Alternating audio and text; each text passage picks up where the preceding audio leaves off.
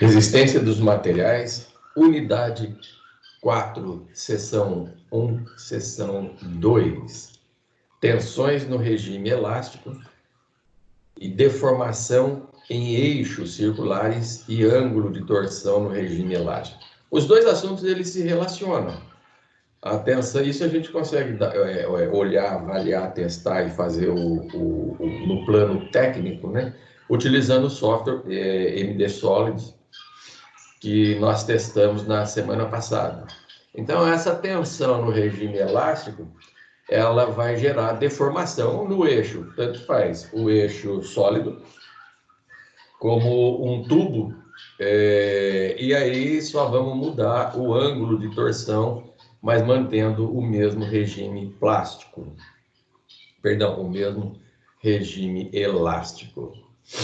Lembrando aí que as atividades do AVA, as atividades do desafio nota máxima, elas estão com prazo contados e, por favor, avaliem, vejam os que estão abertos ainda, não percam essa pontuação, não perde essa oportunidade. Isso gera pontos e isso gera obrigações. Lembrando aí as atividades que precisam ser feitas. Todas elas deverão ser entregues, hoje é dia 26, até o dia 2 de junho, data limite para a entrega das atividades, 2 de junho. Essas atividades que nós temos aqui pendentes. Explicar como chegamos até essa fórmula, deve estar aí umas 3 aulas para trás, 2 ou 3 aulas para trás. Eu fiz passo a passo e cheguei nessas duas fórmulas. E eu quero que vocês me expliquem como nós chegamos nessas duas fórmulas aqui. Refaçam o meu passo a passo e me expliquem. Deixei um exercício parecido com o que nós resolvemos lá na nossa aula. Só alterei aqui a força, acho que lá era 3.000 newtons, aqui eu passei para 2.500. Lá era um triângulo de ouro, 3, 4, 5, aqui eu coloquei 3, 6.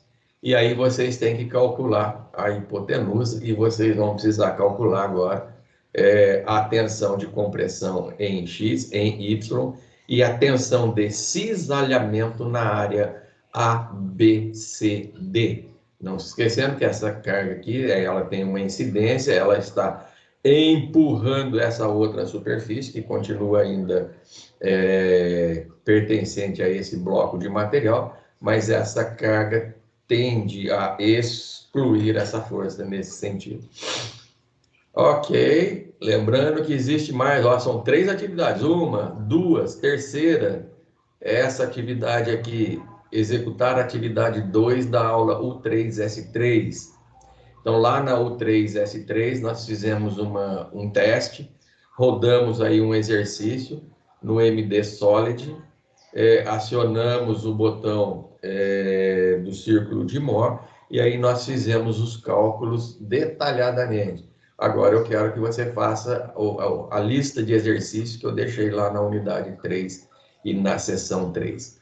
E aí vamos falar um pouquinho sobre o regime de tensão elástico no eixo. Lembrando que esse eixo pode ser um eixo sólido ou pode ser um eixo tubular.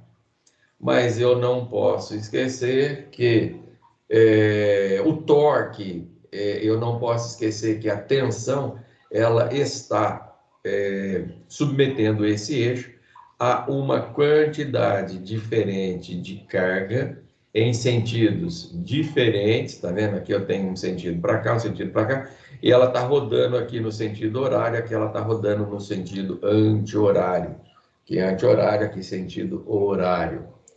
Então, eu posso fazer representação com setas e curvas, isso não vai alterar em nada, e vamos praticar um pouco, e eu quero entrar na parte prática, utilizando o nosso Solid, o nosso MD Solid, o software. Fiz até um teste com ele aqui, rodei esse teste aqui, rodei esse teste, tá? Coloquei aqui para vocês também preencherem esse teste. Atenção, é preciso encontrar onde está esse módulo aqui. Vocês vão passar por uma série de outros módulos, todos eles são parecidos. E aí eu preciso que vocês vasculhem por dentro do software para poder chegar nesse cálculo, nessa prática. Aí eu tenho aqui, tá vendo? A incidência das cargas, dos vetores. Aqui eu tenho a força, tenho o deslocamento, tenho as distâncias, tenho o sentido que vai ser impresso em cima dessa superfície aqui. E eu preciso calcular se isso está ou não de forma engastada, de forma correta. Então, rodei o teste aqui, tá? Mudei, inclusive, a nossa superfície. Aqui eu tenho uma superfície 90 graus, um tubo dobrado, muito interessante dobrar esse tubo aqui, utilizando uma ferramenta. Isso aqui é uma engenharia bastante apurada. Como fazer essa dobra com calor, claro, sem fazer estricção nessa área aqui, que é uma área crítica, uma área que sofre calor, uma área de decomposição, sem correr risco, sem fazer um engastamento total aqui, e conseguir fazer essa dobra 90 graus. Mas isso é uma atividade que não está sendo envolvida agora. Eu estou considerando só essa barra aqui, a 3,5, aí você tem que acompanhar, nós estamos falando em milímetros, então 3,5 metros, aqui é 1.150 milímetros, e aí eu tenho logo em seguida uma alteração do material, mantendo ele com uma superfície com um comprimento de 1 metro, e aí fazendo uma simulação com as mesmas cargas, mas eu sei que eu vou gerar um reflexo aqui. Então, o resultado vai ser exatamente esse, e aí essa interpretação ela está no software. E aqui eu posso também recomeçar o software utilizando esse cálculo aqui. E fazendo um cálculo usando a matemática, para que a gente consiga chegar no mesmo resultado usando outra forma de aplicação. Muito bem, não se esqueçam dessas atividades. Então, um pouquinho só da teoria. Tensão de elementos estruturais em seções transversais circulares submetidas ao torque. Sua aplicação mais comum é para eixo de transmissão de veículos. Veículos automotores, pode ser qualquer tipo de veículo automotor, não é carro, caminhão, pode ser barco, trator, avião, qualquer tipo de motor, qualquer tipo de eixo que esteja submetido a essa tensão de tração. E aí, se você for lá no seu livro, você vai encontrar exatamente essas figuras, ou parecidas, né? E você pode explorar a galeria para conhecer os módulos de representação do torque. O movimento do torque é representado pela letra T. Está aqui, ó, o torque. Quando é que eu tenho torque? Pega lá uma chave, gente. Pega uma chave para soltar a roda do seu carro. Você deve ter 4 ou 5 parafusos. Cada um dos parafusos está preso Cada um dos parafusos deve estar preso aí numa barra. Cada um dos parafusos deve estar prendendo uma parte da roda. E aí eu vou pegar uma chave e vou tentar soltar aquele parafuso. Se você pegar uma chave 90 graus, a maioria dos carros leves, eles vêm com uma chave 90 graus, e essa chave deve ter, claro, de um lado a boca, para pegar num parafuso, e do outro lado, aí mais ou menos uns 30 centímetros no máximo, que é o comprimento do cabo que vai sofrer o esforço para você poder soltar a roda. Por que não vem com um cabo de 2 metros de comprimento? Primeiro, você não teria como guardar essa chave, essa ferramenta no carro. Estaria tomando um espaço muito grande e aí não teria como você guardar isso daí. E por que então não vem com um cabo Por que não vem com um cabo de força em T? Porque os carros antigos vinham com um cabo em T e que servia para várias outras parafusos, cabeças de parafuso, mas o custo, devido ao custo, ele foi reduzido. E o cabo muito longo, você vai imprimir um torque muito alto, que é força vezes deslocamento no sentido de torção, e a próxima pessoa jamais conseguirá soltar esse parafuso. Então, é bastante interessante. Se eu imprimir uma carga muito alta, esquece. Eu não consigo soltar com a mão, vou ter que usar apoio de uma outra ferramenta para conseguir soltar aquele parafuso. E lembrando também que a cabeça do parafuso é dimensionada para suportar uma determinada carga. Se essa carga for muito maior, você vai arredondar a cabeça do parafuso e não vai conseguir tirar mais. Pense nisso. Bastante interessante essa forma de pensamento. E os caminhões? Os caminhões, sim, eles vêm com uma barra, com um cabo bem mais longo, e o caminhoneiro bota até o pé na chave lá para poder imprimir uma carga maior, para poder soltar, destravar, quebrar aquele torque. Pense nisso. Como é que eu faço para soltar o parafuso da roda de um carro que eu não estou conseguindo? Usa uma extensão. Vai lá, pega um pedaço de cano, esse cano tem 1 metro de comprimento, coloca ele na chave, como se estivesse aumentando o comprimento da chave, vai lá na ponta do cabo e faz um esforço bem menor que o parafuso vai quebrar embaixo. Quebrar o torque, não quebrar o parafuso, vai quebrar o torque e você vai conseguir soltar o parafuso com mais facilidade. Gente, pensa nisso também. O que eu estou fazendo? Força vezes deslocamento.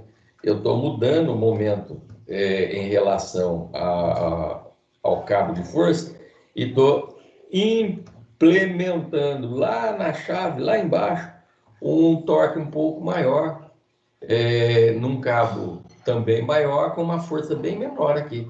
Então, eu estou gastando menos esforço e estou usando aquilo lá. O problema é o seguinte, as pessoas colocam o inverso, travam o parafuso com um cabo de força, chamado de extensão, e aí imagina o torque que vai em cima do parafuso, está totalmente errado.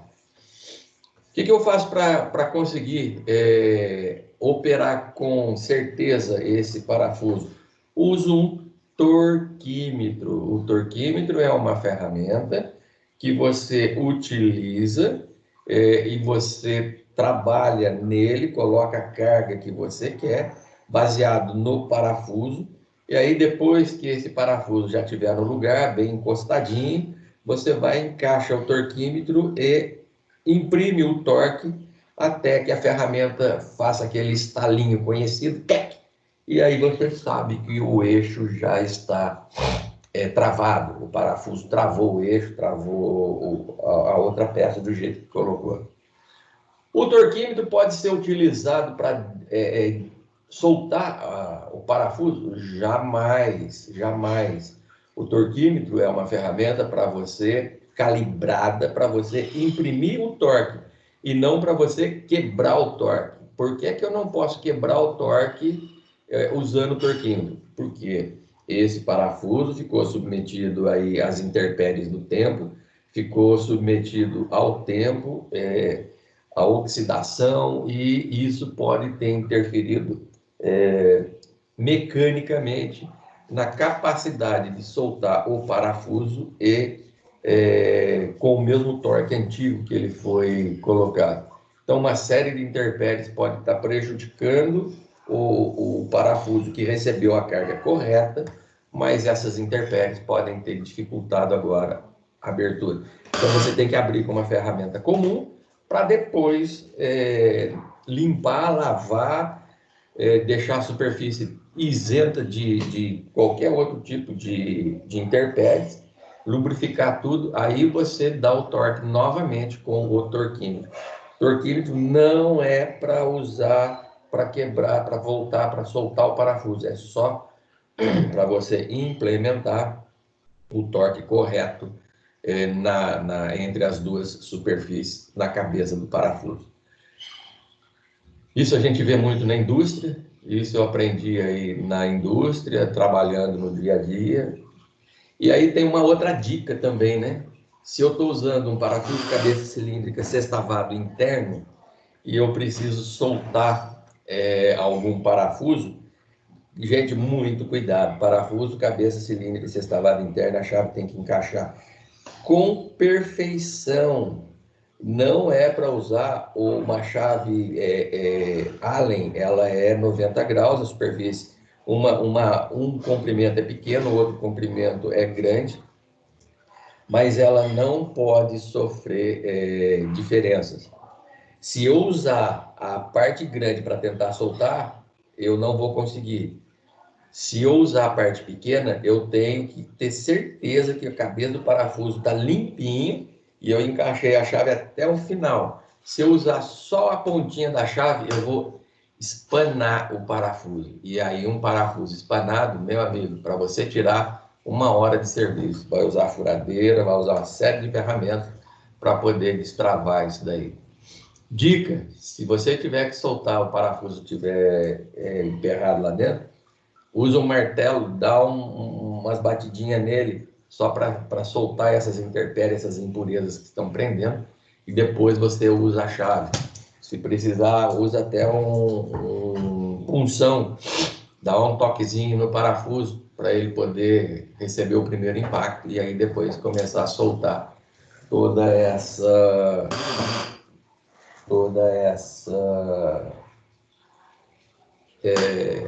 carga que está depositada nele. Então vamos lá. A letra T aqui representa o nosso torque, tá? É o torquímetro, está pegando aí num parafuso, está pegando num eixo, e esse eixo está engastado, está submetido. Rosca é dimensionada para suportar a carga do parafuso, cabeça do parafuso é dimensionada para suportar a carga que ele vai sofrer.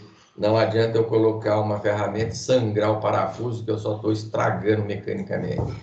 Então, repare que nas seguras, o esforço T e T', ele tem a mesma intensidade, porém em sentido contrário. Então, a gente está vendo para cá um sentido horário, sentido anti-horário, a incidência das cargas, os vetores que são representados com a forma com seta curva ou com vetores conjugados. Ok, tranquilo. Vamos ver se tem alguém aqui solicitando acesso. Checando aqui o nosso... Não tem ninguém pedindo acesso ainda. Tá tudo funcionando. Maravilha, vamos tocar a nossa vida aqui. Tensão de cisalhamento. Para realizar uma análise preliminar da tensão em um eixo, gente, considera um eixo AB, tá? Um eixo A, um eixo B, sujeito a um esforço no momento de torção, TT'. Então, eu tenho aqui T', tá vendo? Eu tenho aqui um torque para cá, outro torque para cá. O que está acontecendo? Eu estou, por exemplo, aqui a cabeça do parafuso, eu estou implementando um torque. Esse parafuso ele é roscado, a rosca está toda lá para dentro, ele vai aceitar o torque que eu estou colocando, mas eu não posso esquecer que existe um momento contrário, né? Tendência dos esforços é igual a zero. Eu estou empurrando para lá e está empurrando para cá, mas eu estou fazendo uma torção, e aí eu preciso encontrar um vetor que pode ou não cisalhar, quebrar, estourar o meu eixo. Ainda que não seja na cabeça do parafuso, porque ele é dimensionado para isso, eu posso estourar o corpo desse parafuso ou desse tubo ou algo parecido. Fazemos um corte no ponto C, está aqui o corte no ponto C do eixo, então verificamos o diagrama de corpo livre do segmento BC. O diagrama do corpo livre simplesmente vai mostrar para a gente um vetor, ele vai ser negativo, ele vai ser positivo, e aí a somatória dele tem que chegar igual a zero. Como é que eu fiz isso daqui? Estou mostrando ele aqui no nosso exemplo. Aqui, tá vendo? Aqui eu tenho aqui o primeiro eixo que está aqui, ó, sentido anti-horário, 300 newtons, está ele subindo aqui, ó, menos 300. Agora eu tenho ele aqui no sentido horário, 500 newtons. Então, como é o diagrama de corpo livre, eu estava com menos 300, perdão, com mais 300, agora eu vou descer 500 e eu vou ficar com menos 200. Então, mais 500 menos 300 vai ficar com menos 200. Aí eu continuo no mesmo sentido com menos 200 aqui, ele vai chegar a menos 400. Então, nessa ponta aqui, para eu zerar, eu tenho um torque de 400 newtons. Então, é como se fosse um eixo de transmissão. Esse eixo de transmissão da engrenagem do carro, por exemplo, caixa de marchas do carro. Não se esquecendo que eu tenho um volante aqui, e aí eu estou usando o câmbio, e o câmbio é que está trocando no volante que marcha que eu estou utilizando. E aí, na ponta do eixo, eu tenho mais torque ou menos torque, eu tenho mais velocidade, eu tenho menos velocidade, mais carga. É assim que funciona. Ok, retornando aqui, maravilha.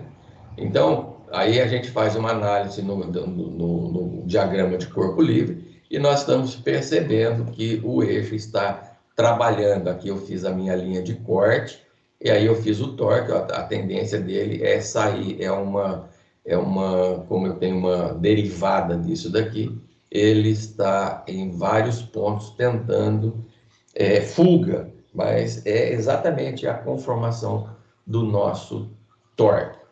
E aí, usando a nossa teoria, né, pega lá no livro, a gente tem o nosso T, tem o nosso telinha, a gente vê que é a integral desse torque aqui, força vezes deslocamento, mas no sentido de encontrar a tensão no regime elástico e não no regime plástico.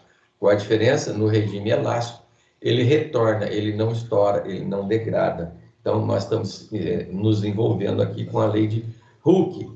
Se eu passar para o regime plástico, quebrei o parafuso, estourei o parafuso. Até não, né? A gente sabe que dá para entrar no regime plástico sem degradar, sem entrar na estricção, sem fazer o rompimento. Mas aí ele já estará no regime plástico. Então, nós estamos aqui submetendo esse esforço ao nosso regime elástico. Então, dá uma estudada lá no livro, busca essa teoria, e aí lá está muito bem explicado, e agora eu quero trabalhar um pouquinho esse jotinha aqui, né? Tensão de cisalhamento em um eixo maciço e em um eixo vazado. Mas é mais fácil a gente trabalhar num exercício do que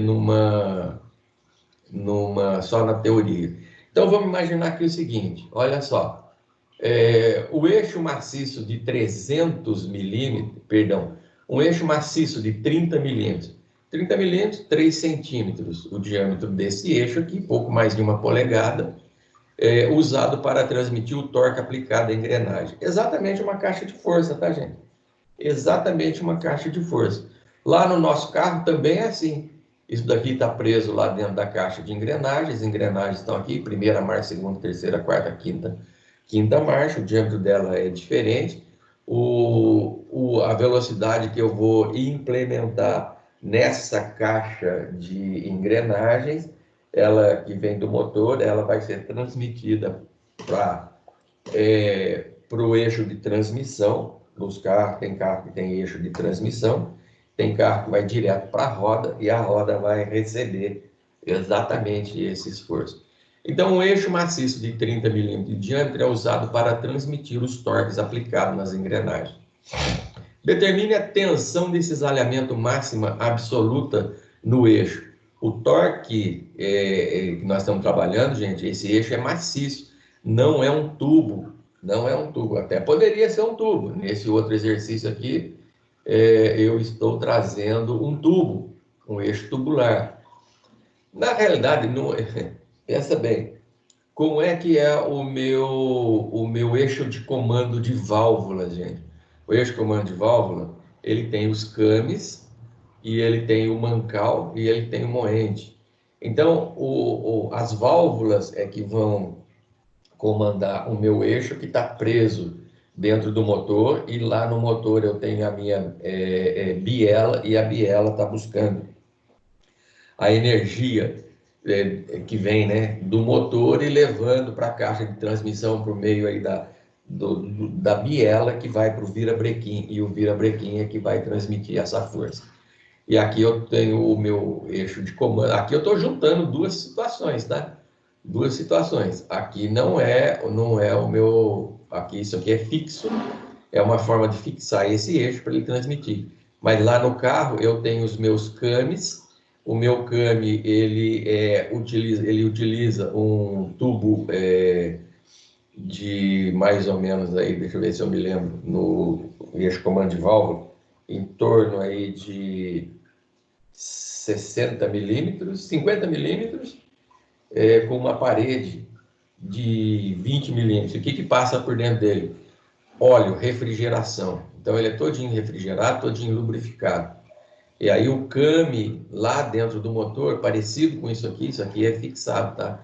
Isso aqui é um mancal para fazer a fixação. Lá não, lá aquilo lá vai girar e vai abrir e fechar as válvulas. Em contrapartida, ele vai, lá no virabrequim, eu tenho a biela é que vai estar transmitindo essa força. Então, por isso que um cilindro sobe, outro desce, um sobe, outro desce. 1, 4, 3, 2. 1, 4 sobe, 3, 2 desce. E aí o motor fica virando, tá? Então, nesse caso, é tubular, porque precisa de lubrificação. Nesse outro exercício que eu estou trazendo aqui, eu não tenho esse no tubular. Mas o eixo ele é maciço, de 30 milímetros de diâmetro, e usado para transmitir o torque aplicado nessas engrenagens aqui. Então, eu preciso saber qual é a tensão de cisalhamento máxima absoluta no eixo. Qual é a tensão de cisalhamento máxima absoluta nesse eixo? Tensão de cisalhamento máxima. Eu não posso quebrar o eixo. Eu não posso estourar esse eixo. Então, eu preciso encontrar o meu limite elástico. Eu estou trabalhando nesse limite elástico, máxima nesse eixo. Então, a tensão máxima nesse eixo aqui, aí eu passei para o lado de cá, eu dei um zoom nessa figura aqui. Tá vendo aqui, ó? Essa ponta aqui, ó, ela é um pinhão. Então, eu tenho lá munhão e mancal, eu tenho um pinhão. Aqui é uma engrenagem, isso daqui está recebendo energia de um lugar, transferindo energia para o outro. E essas engrenagens estão fazendo deslocamento. Para quem nunca viu isso daí, imagina aquela moenda, sabe? Aquela moenda de cana. O cara liga o motor, um motor de ignição ou um motor elétrico. Aquele motor elétrico vai girar o eixo e está lá o conjunto, todo ele ligado nas engrenagens, e as engrenagens é que estão fazendo a moenda virar para poder a cana ser moída. Se eu colocar um tubo no lugar da cana, um eixo no lugar da cana, é claro que ele vai travar, ela não vai aguentar. A força, a tensão máxima ali é muito maior, a exigência é muito maior. E aí eu não tenho dúvida nenhuma que esse conjunto não vai suportar, ou vai quebrar a moenda, ou não vai fazer nada, vai travar, e aí eu tenho que destravar para poder continuar usando. Então, eu reproduzi ele aqui, eu tenho aqui 300 newtons chegando nessa ponta do eixo, e aí eu tenho esse eixo aqui arrastando nesse sentido, do lado de cá, tá? Então, isso aqui vai girar, ele vai empurrar alguma coisa para o lado de cá, com 500 newtons, mais uma engrenagem trabalhando alguma outra parte mecânica para o lado de cá de 200 newtons, e aqui eu tenho o resultado, 400 newtons. Então, eu quero saber exatamente quanto é que vai ser o meu torque máximo nesse sentido. Aí eu tenho que fazer o diagrama de torção, que mais ou menos é o nosso diagrama de força cortante, que nós fizemos aí no primeiro bimestre. Diagrama de força cortante, ele está aqui recebendo uma carga inicial aqui, ó, o sentido do eixo. Olha o sentido do eixo aqui, gente, olha o sentido do eixo. 300 newtons, olha o sentido que ele está girando, anti-horário, subiu aqui 300. É vetor, tá, gente? Se eu fizer ao contrário, vai zerar aqui também, mas é vetor, eu tô assumindo isso daqui. Agora, se ele está vindo para cá, esse aqui está indo para lá. Esse aqui está vindo para cá, esse aqui está indo para lá, sentido horário, aqui é anti-horário. Quantos? 500. Quanto que eu tinha aqui? 300. 300 menos 500 vai ficar negativo 200. X, Y, caiu aqui para o negativo. Agora eu tenho mais uma aqui no mesmo sentido, 200. Menos 300 com menos 200 com mais menos 200, ficou em menos 200, mais menos 200, vai ficar menos 400. E aí, qual o resultado aqui nessa ponta do eixo? É o resultado de todo esse trabalho. Então, ele tem que suportar, sim, isso daqui. Quanto é que ele tem que suportar? 400 newtons para poder zerar a minha carga. Então, qual é o meu torque máximo? Meu torque máximo é um vetor, tá, gente? Meu torque máximo é um vetor, não é menos 400. Não é menos 400. A carga é 400. Se é positivo ou negativo, ela não tem sinal. Ela vai ser um vetor e eu estou trazendo ela para cá com 400 newtons. E aí eu preciso desconsiderar o sinal. Então, meu torque máximo é igual ao meu torque, mas eu tenho que falar que esse C aqui é o diâmetro do eixo que está sendo submetido. Tá? Então, eu quero agora o raio. Se eu tenho um diâmetro aqui de 300, meu raio é de 150, ou se ele é de 30 milímetros, ele vai ser de 15 milímetros, ou de 3 centímetros, 1,5 centímetros. Cuidado com a unidade. Eu estou trabalhando aqui milímetro, 300 milímetros, 400 milímetros, 500 milímetros. Então, eu vou precisar fazer agora essa conversão, porque eu estou trabalhando com Newton metro. Newton metro. O que eu estou fazendo, então? Peguei novamente o meu eixo aqui, coloquei ele para o lado de cá, menos 300, mais 500, mais 300, menos 500, menos 200, resultado de 200, de 400. Tenho aqui 300 milímetros, 400 milímetros, 500 milímetros. Pego a fórmula que eu tenho lá, passo a minha fórmula para cá, do torque máximo. Coloquei a fórmula para o lado de cá. E agora vou buscar o meu J. Quem que é o meu J? Momento polar de inércia. Então, eu tenho o meu torque, tenho o meu raio, que também está sendo trabalhado em metros. Cuidado, nesse caso eu estou trabalhando em metros. E agora eu preciso procurar o meu momento polar de inércia. E o momento polar de inércia é igual a π sobre 2, ou seja, meio π. Lembra que a gente falava π vezes d2 sobre 4, π vezes raio ao quadrado e tal? Então, é π sobre 2 que multiplica o raio elevado à quarta potência. Por quê? Porque eu estou trabalhando com raio, não estou trabalhando com diâmetro.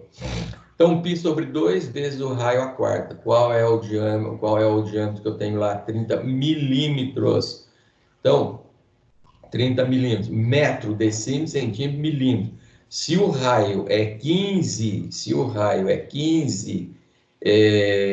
mas eu tenho milímetros, então eu tenho que voltar para metro. Metro, decímetro, centímetro, milímetros. Então, eu tenho 0,015 a quarta, que multiplica π sobre 2. Isso vai me dar um resultado de 7,95 vezes 10 a menos 8 metros a quarta.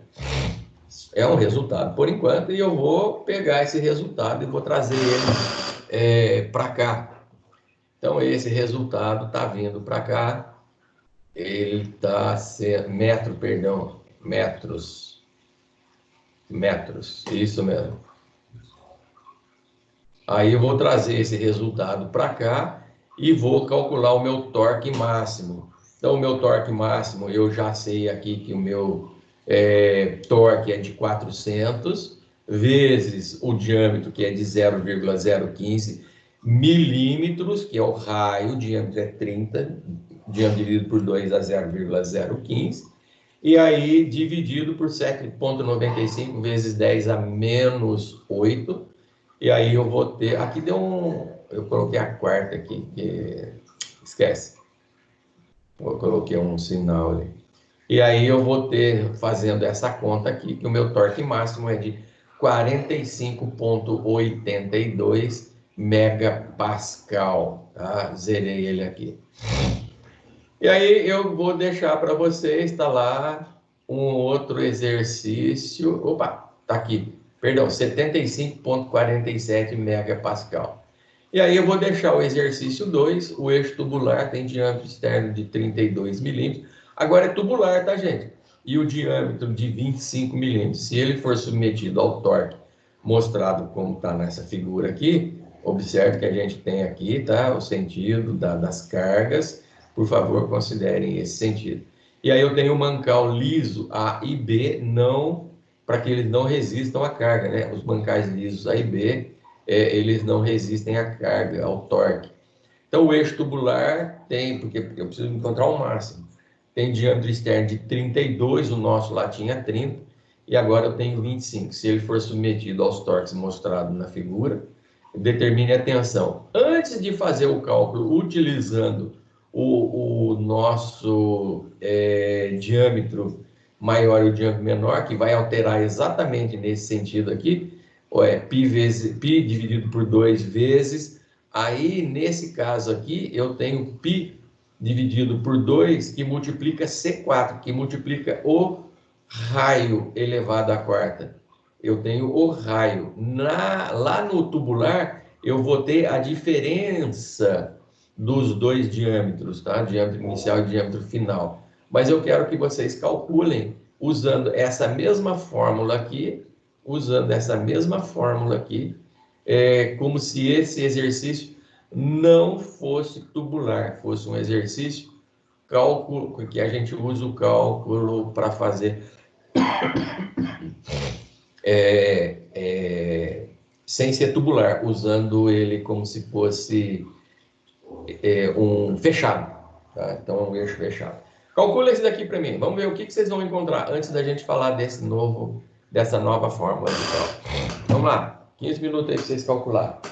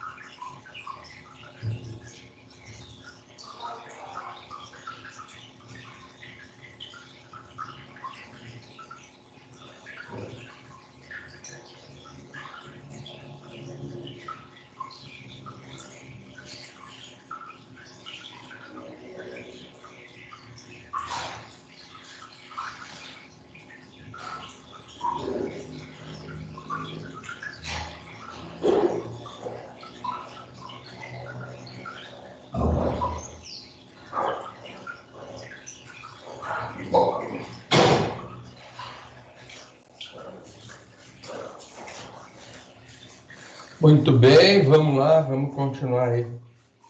O que a gente estava... Tá gostoso aqui, tá?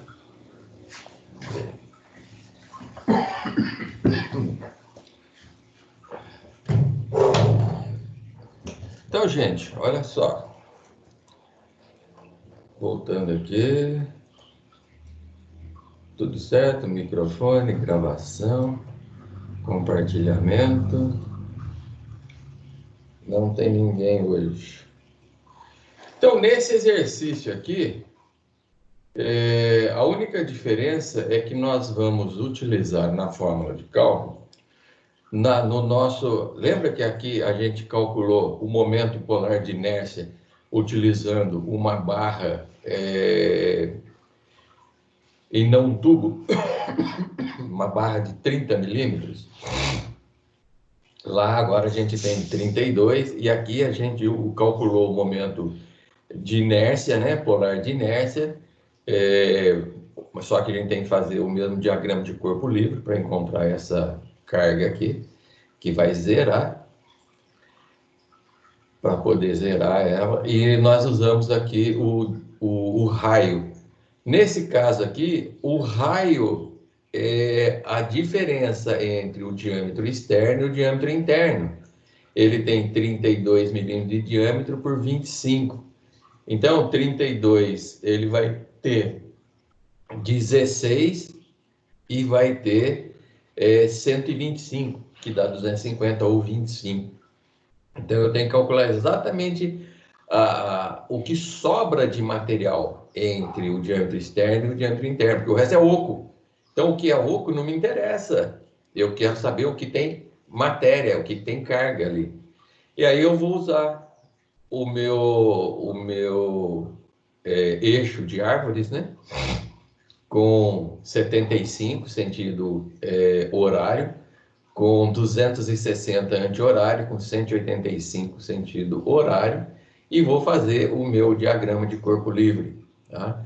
Menos 185, aí cai menos 260, cai para 75, e com 75 zero eu tenho um equilíbrio nesse eixo aqui, nessa carga. Não posso exagerar nenhum dos lados, senão eu não tenho o momento, o diagrama de corpo livre nunca vai conseguir ser zerado. Então, qual é a diferença? É só essa daqui. O diâmetro externo menos o diâmetro interno. O diâmetro externo, só que trabalhando em raio, dividido por 2, vai dar 0,16. O diâmetro interno dividido por 2, que é o raio, vai dar 0,125. E aí vou calcular o meu limite máximo, sem dúvida nenhuma. Outra coisa que eu queria mostrar para vocês é o nosso cálculo usando essa ferramenta aqui. Então, usando essa ferramenta, a gente tem aqui o MD Solids. O nosso MD Solid está aqui, ó. Ele aqui. Nós já fizemos o nosso cálculo usando esse software na semana passada. Eu posso usar o sistema combinado, tá? Então, nesse caso aqui, o que eu estou usando é o meu... Vou pegar uma foto maior aqui. É o meu sistema combinado, tá? E nesse sistema combinado, eu vou vir para cá e vou configurar a minha carga. Aí, gente, o que eu tenho? Olha só. Isso daqui nada mais é do que a nossa morcinha, né? Então, eu tenho a morsa, eu tenho outro sistema de climpagem, de compressão, eu tenho a nossa base, tudo isso é possível de calcular. E aí eu venho aqui no meu pipe, né? Pipe extraction, aqui, ó. Olha ele aqui. E aí eu vou atribuir cargas diferentes do jeito que eu quiser calcular. Eu só vou atribuir forças no sentido das direções. E eu posso seguir aqui, gente. Tá muito fácil isso, ó. Então, é só preencher os valores. Isso, eu preciso que vocês andem aqui, vocês utilizem isso aqui, que vocês brinquem com isso daqui. Então, eu tenho sentido direita, eu tenho sentido esquerda. Olha lá, eu fiz no meu exemplo aqui, aí o meu exemplo aqui, ó, o anterior, aqui, esquerda. Depois eu fiz, agora eu estou aqui na esquerda. Só configurar, usa os mesmos valores que eu coloquei aqui no meu exemplo. Tá aqui, ó, montei isso daqui, montei e gerei os meus resultados. Usa os mesmos valores, testa isso daí. Ah, não quero esquerda, tá bom. Vou lá e pego ele à direita. Tá fixado, tá montado. Ah, não quero direita, eu quero ele acima. Ok, tá acima. E tá vazado ainda, gente. Tem barra também, tá? Posso usar barra como posso usar vazado. Ah, não quero ele, quero para baixo. Ok, sem problema nenhum. Só vai mudar o sentido da carga, o sentido, o vetor, tá? Então, o nosso caso daqui, se eu não me engano, tá isso, esquerda. Peguei e montei aqui para vocês um exemplo no esquerda, coloquei as cargas e fiz o cálculo. E esse cálculo também eu posso usar ele no mesmo sentido, fazendo exatamente aqui no tubo principal. Aí eu já não tenho mais aquilo lá, o sentido combinado, eu quero um sentido único. E aí eu vou preencher as cargas e vou calcular o meu momento máximo. Uma carga simples, né? Eu vou dar vetor para ela. Aqui, ó. Olha o sentido que eu tô fazendo ela trabalhar aqui.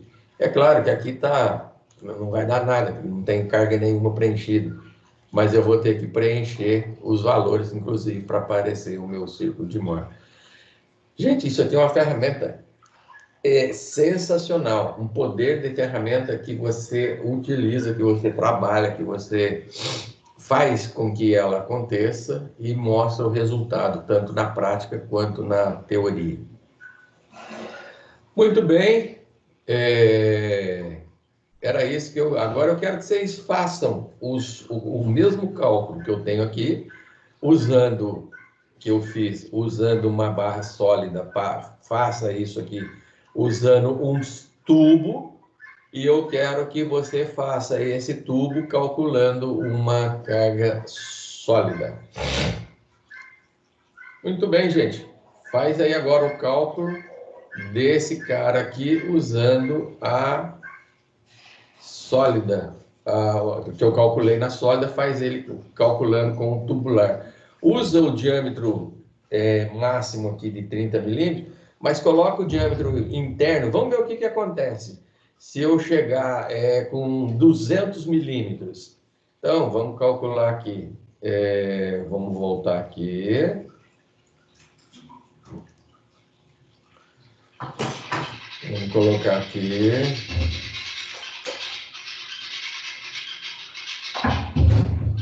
Ok.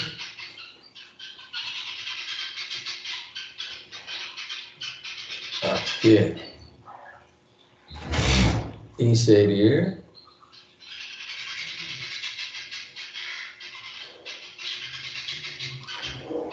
Atividade.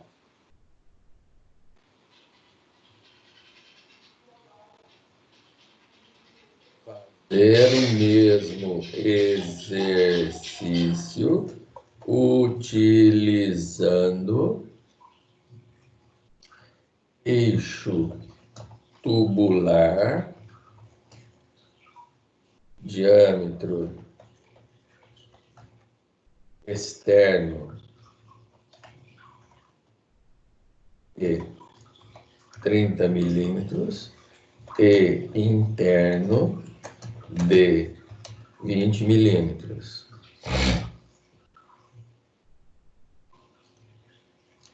E esse outro aqui, aqui,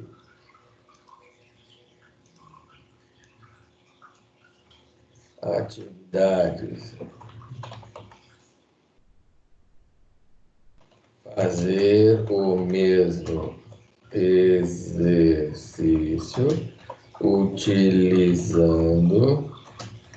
barra, barra sólida, barra não, eixo sólido de 32 milímetros.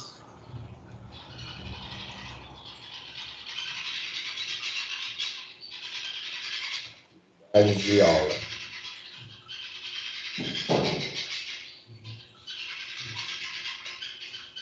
Então vamos lá, atividade de aula, salvar aqui. Agora o que eu vou fazer? Atividades de aula. Agora olha só. Eu vou duplicar esse cara aqui. Opa. Aqui. Duplicar. Nesse cara aqui, vou colocar aqui. Ok.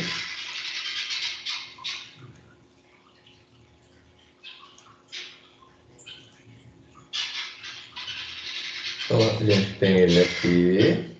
E vou colocar. Deixa eu ver se fica melhor até fazer uma coisa aqui. Ah, vai ficar feio. Não, até que não ficou não. Vamos ver. Agora eu venho aqui e Ctrl C, volta aqui, deixa os dois exercícios num só. Ctrl V,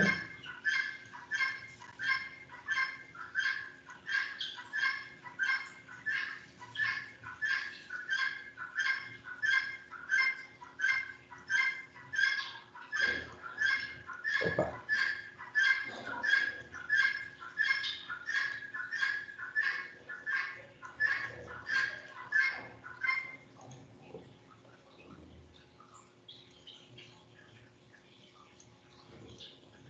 Agora vou pegar aquele. Agora vou pegar aquela mensagem ali do exercício 1.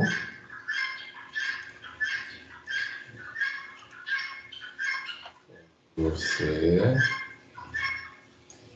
volta aqui, Ctrl V. Pelo menos está num lugar só. Salvar. E vamos puxar ele aqui para o fim.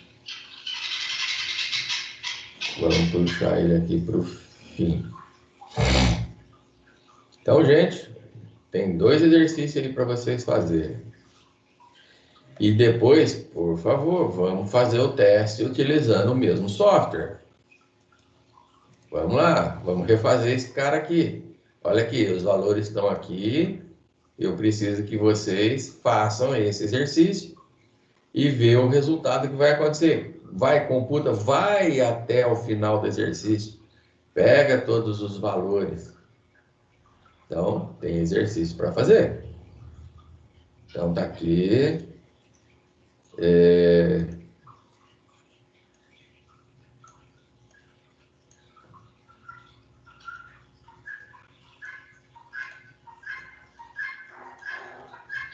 Até que não ficou tão ruim, não. Então, esse a gente já fez, esse a gente já fez, só que inverte agora.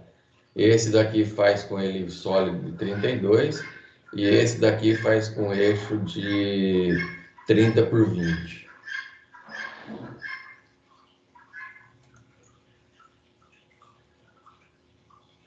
Muito bem.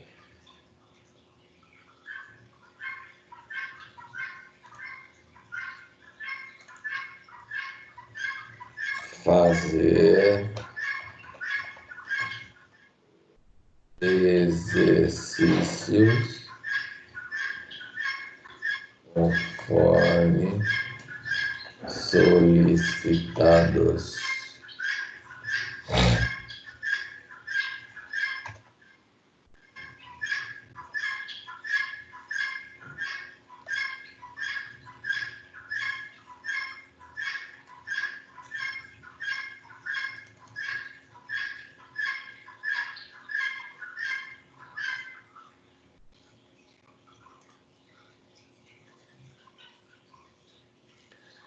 Muito bem, gente. Vamos lá. Toca a bucha aí. Parem um pouquinho para tomar um café e faz exercício.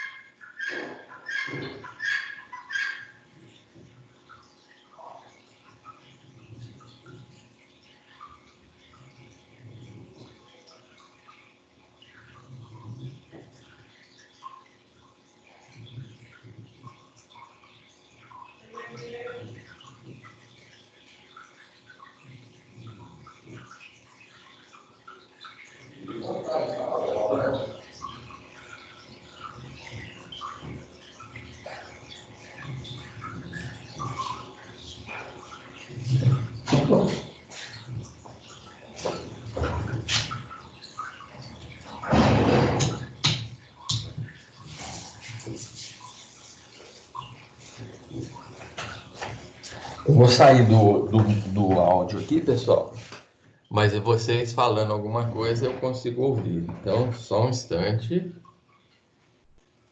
Aí para tomar um café e fazer os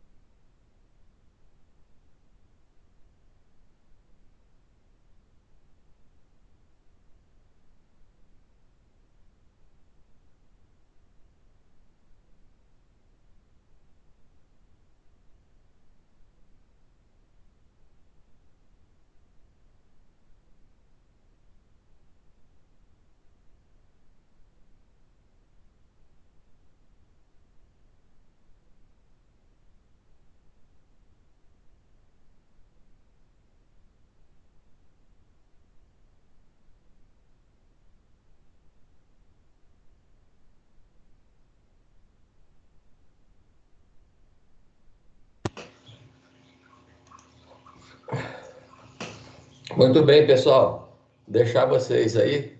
Eu acho que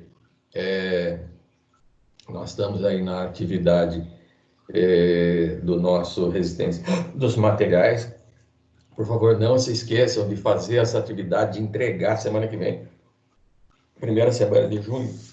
Perdão, eu encerro tudo e não vou dar mais continuidade com relação aos exercícios antigos, então preciso que vocês entreguem. Daí a gente entra já na semana de prova, exames e assim por diante. Então, tá no limite.